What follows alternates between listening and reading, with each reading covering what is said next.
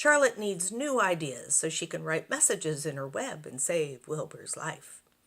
Let him die, said the rat. I should worry.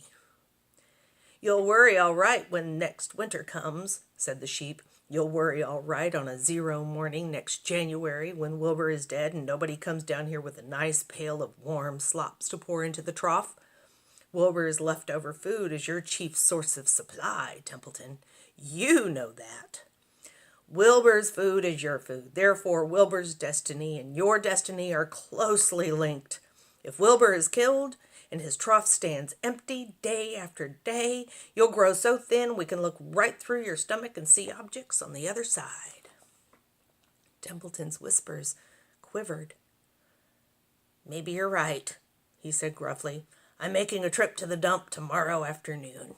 I'll bring back a magazine clipping, if I can find one. Thanks, said Charlotte. The meeting is now adjourned. I have a busy evening ahead of me. I've got to tear my web apart and write terrific. Wilbur blushed. But I'm not terrific, Charlotte. I'm just about average for a pig. You're terrific as far as I'm concerned, replied Charlotte sweetly, and that's what counts. You're my best friend, and I think you're sensational. Now stop arguing and go get some sleep. Chapter 13. Good Progress. Far into night, while the other creatures slept, Charlotte worked on her web. First, she ripped out a few of the orb lines near the center. She left the radio lines alone as they were needed for support. As she worked, her 8 legs were a great help to her. So were her teeth. She loved to weave, and she was an expert at it. When she was finished ripping things out, her web looked something like this. A spider can produce several kinds of thread. She used a dry, tough thread for the foundation lines, and she used a sticky thread for snare lines, the ones that catch and hold insects. Charlotte decided to use her dry thread for writing the new message. If I write the word terrific with sticky thread, she thought, every bug that comes along will get stuck in it and spoil the effect. Now let's see, the first letter is T. Charlotte climbed to a point at the top of the left-hand side of the web. Swinging her spinnerets into position, she attached her thread and then dropped down. As she dropped, her spinning tubes went into action and she let out thread. At the bottom, she attached the thread. This formed the upright part of the letter T. Charlotte was not satisfied, however. She climbed up and made another attachment right next to the first. Then she carried the line down so that she had a double line instead of a single line. It will show up better if I make the whole thing with double lines. She climbed back up, moved over about an inch to the left, and carried a line across to the right, forming the top of the T. She repeated this, making it double. Her 8 legs were very busy helping. Now for the E. Charlotte got so interested in her work, she began to talk to herself as though to cheer herself on. If you had been sitting quietly in the barn cellar that evening, you would have heard something like this. Now for the R. Up we go. Attach. Descend. Payoff line. Whoa. Attach. Good. Up you go. Repeat. Attach. Descend. Payout line. Whoa, girl, steady now. Attach, climb, attach, over to the right. Payout line, attach. Now right and down and swing that loop around and around and around. Now into the left, attach, climb, repeat. Okay, easy, keep those lines together. Now then, out and down for the leg of the R. Payout line, whoa, attach, ascend, repeat. Good girl. And so, talking to herself, the spider worked at her difficult task. When it was completed, she felt hungry. She ate a small bug that she had been saving. Then she slept. Next morning, Wilbur arose and stood beneath the web. He breathed the morning air into his lungs. Drops of dew, catching the sun, made the web stand out clearly. When Lurvy arrived with breakfast, there was the handsome pig, and over him, woven neatly in block letters, was the word terrific. Another miracle. Terrific. Lurvy rushed and called Mr. Zuckerman. Mr. Zuckerman rushed and called Mrs. Zuckerman. Mrs. Zuckerman ran to the phone and called the Arables.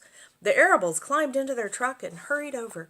Everybody stood at the pig pen and stared at the web and read the word over and over, while Wilbur, who really felt terrific, stood quietly swelling out his chest and swinging his snout from side to side.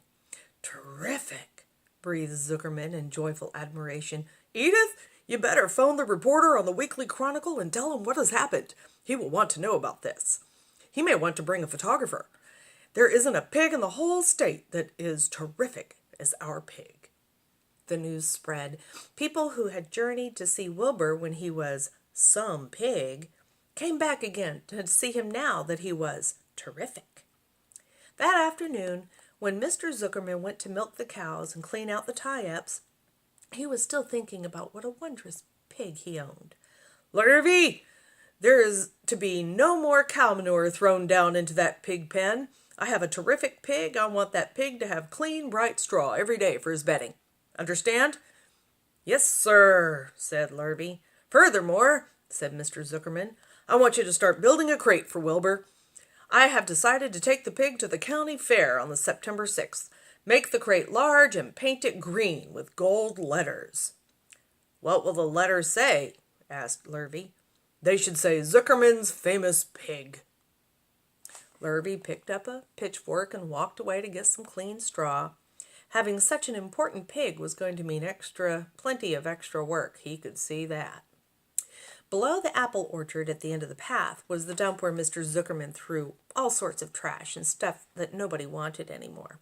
Here, in a small clearing hidden by young alders and wild raspberry bushes, was an astonishing pile of old bottles and empty tin cans and dirty rags and bits of metal and broken bottles and broken hinges and broken springs and dead batteries and last month's magazines and old discarded dish mops and tattered overalls and rusty spikes and leaky pails and forgotten stoppers and useless junk of all kinds, including a wrong-size crank for a broken ice cream freezer. Templeton knew the dump and liked it. There were good hiding places there, excellent cover for a rat. And there was usually a tin can with food still clinging to the inside. Templeton was down there now, rummaging around. When he returned to the barn, he carried in his mouth an advertisement he had torn from a crumpled magazine. "How's this?" he asked, showing the ad to Charlotte. "It says, Crunchy." Crunchy would be a good word to write in your web. "Just the wrong idea," replied Charlotte. "Couldn't be worse. We don't want Zuckerman to think Wilbur is crunchy. He might start thinking about crisp, crunchy bacon and tasty ham. That would put ideas into his head. We must advertise Wilbur's noble qualities, not his tastiness. Go get another word, please, Templeton."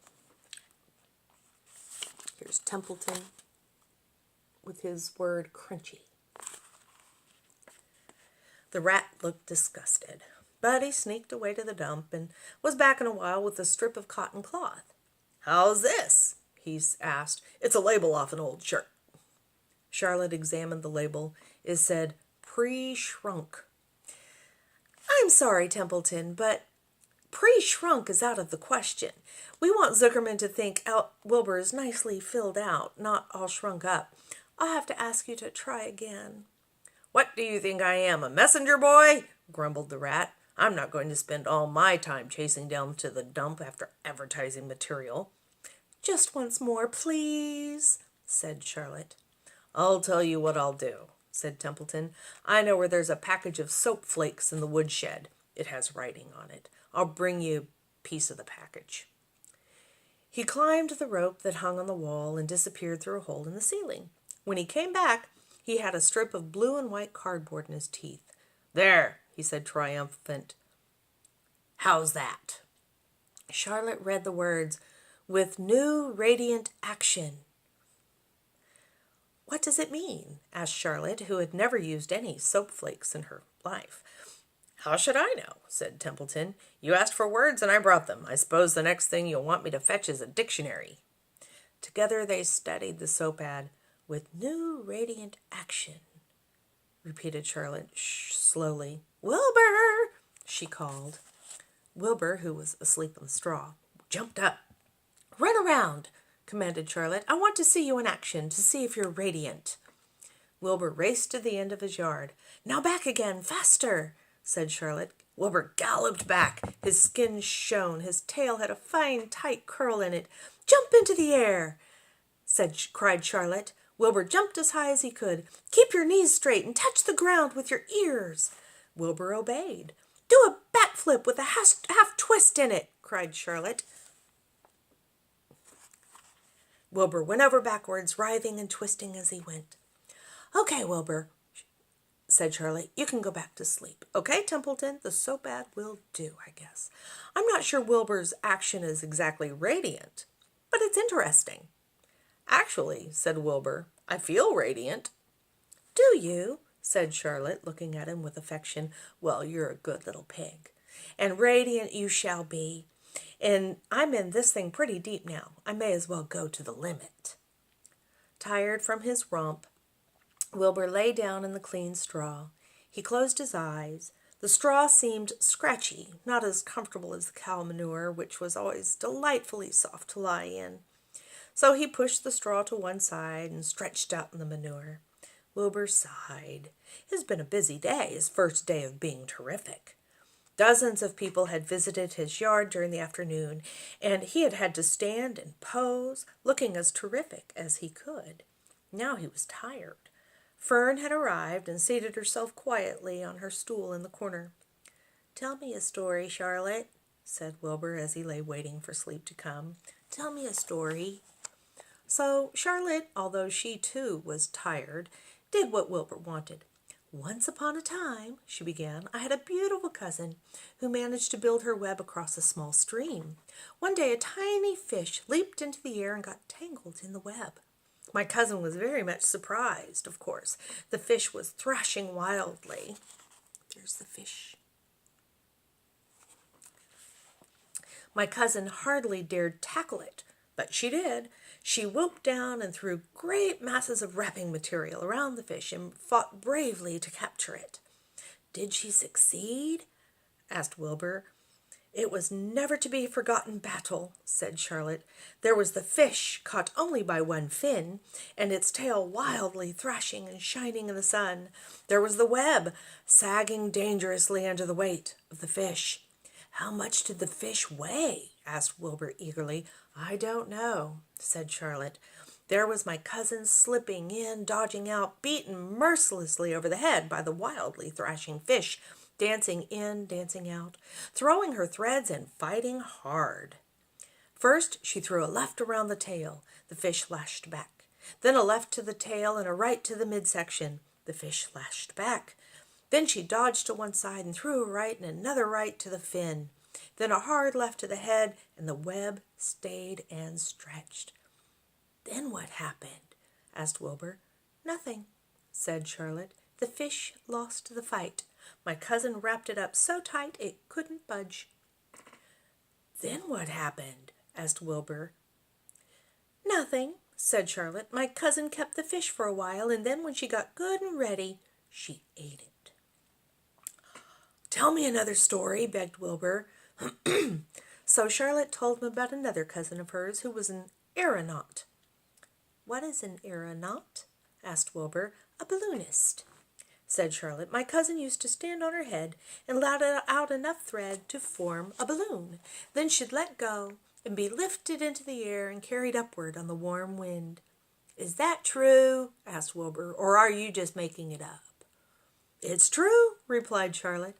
I have some very remarkable cousins. And now, Wilbur, it's time you went to sleep. Sing something, begged Wilbur, closing his eyes. So Charlotte sang a lullaby while crickets chirped in the grass and the barn grew dark. This was the song she sang. Sleep, sleep, my love, my only, deep, deep in the dung and the dark. Be not afraid and be not lonely. This is the hour when frogs and thrushes praise the world from the woods and the rushes. Rest from care, my one and only, deep in the dung and the dark. But Wilbur was already asleep. When the song ended, Fern got up and went home.